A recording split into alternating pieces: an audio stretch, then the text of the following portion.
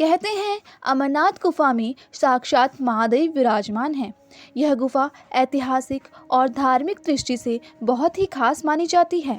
इस गुफा में बर्फीली बूंदों से बनने वाला हिम शिवलिंग किसी चमत्कार से कम नहीं है, इसीलिए लोग इसे दैव चमत्कार कहते हैं। इस गुफा में दर्शन मात्र से ही व्यक्ति के सभी पाप नष्ट हो जाते हैं और उसकी मनोकामनाएं पूर्ण होती हैं।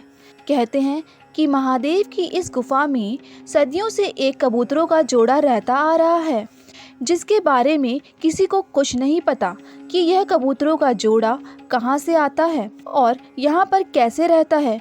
आज भी अमरनाथ गुफा में रह रहा यह कबूतरों का जोड़ा किसी रहस्य से कम नहीं है। आज की इस वीडियो में हम आपको अमरनाथ गुफा में रह रहे इस कबूतर के जोड़े के रहस्य के बारे में बताएंगे। एक पौराणिक कथा के अनुसार एक बार माता पार्वती ने महादेव से पूछा कि ऐसा क्या है कि आप अमर हैं और जो आपके गले में नरमुंडों की माला पहनते हैं, आखिर इसका रहस्य क्या है? आप इस माला को निकाल के क्यों नहीं फेंकते? महादेव ने इस बात का कोई उत्तर नहीं दिया और माता पार्वती द्वारा पूछे गए प्रश्नों को टालने की कोशिश करते रहे।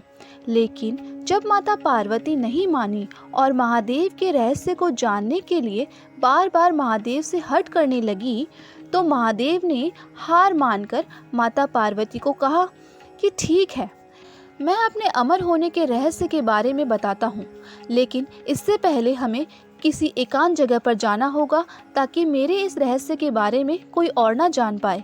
इसके बाद माता पार्वती और महादेव एकांत जगह की तलाश में धरती की ओर आए। महादेव एक गुप्त स्थान की तलाश कर रहे थे और इसी तलाश के दौरान उन्होंने सबसे पहले अपने वाहन नंदी को छोड़ दिया।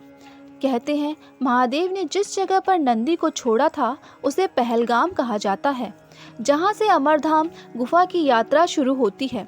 इसके बाद कुछ दूर आगे जाने पर महादेव ने अपनी जटा में विराजमान चंद्रमा को भी अलग कर दिया। जिस जगह पर चंद्रमा को महादेव ने अलग किया था उसे चंदनबाड़ी कहा जाता है। इसी तरह महादेव ने माता गंगा को भी छोड़ दिया, जिस जगह को आज पंचतरणी के नाम से जाना जाता है। और फिर अपने गले में विराजित शेषनाग को भी छोड़ दिया और इस जगह को शेषनाग कहा जाता है। इसके बाद महादेव ने गणेश जी को भी छोड़ दिया। जिस स्थान पर गणेश जी को महादेव ने छोड़ा था उसे गणेश टॉप कहा जाता है। इसी तरह एक एक करके 5 चीज़ों को पीछे छोड़ते हुए महादेव माता पार्वती के साथ अमरनाथ गुफा में प्रवेश करते हैं। इसके बाद महादेव ने गुफा के चारों ओर अग्नि प्रज्वलित कर दी, जिससे कि माता पार्वती और महादेव के अलावा कोई तीसरा वहां पर ना आ पाए। फिर महादेव ने माता पार्वती को अपने अमर होने के रहस्य के बारे में बताना शुरू किया। कथा सुनते सुनते माता पार्वती को नींद आ गई और वो सो गई, लेकिन महादेव अपने अमर होने और गले में नरमुंड पहनने के रहस्य के बारे में माता पार्वती को बताते चले गए। कहते हैं जब माता पार्वती सो गई तो उस गुफा में मौजूद 2 कबूतर महादेव के इस रहस्य के बारे में सुन रहे थे। जब महादेव के रहस्यों की कथा समाप्त हुई और उन्होंने देखा कि माता पार्वती तो सो गई हैं, तब महादेव की नज़र गुफा में मौजूद उन 2 कबूतरों पे पड़ती है, जिन्हें देखकर महादेव अत्यधिक क्रोधित हो जाते हैं।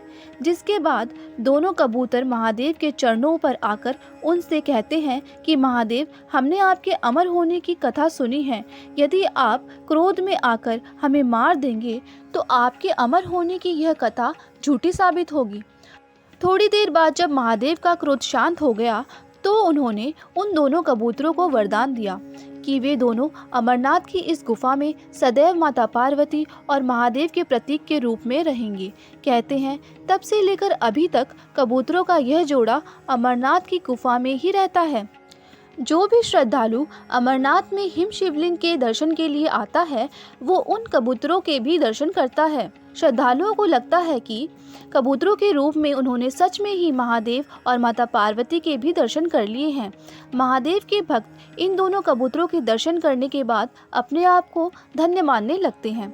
अगर आप भी अगली बार अमरनाथ गुफा की यात्रा पर जाएं तो महादेव की गुफा में हिम शिवलिंग के साथ इन दोनों कबूतरों के दर्शन करना ना भूलें।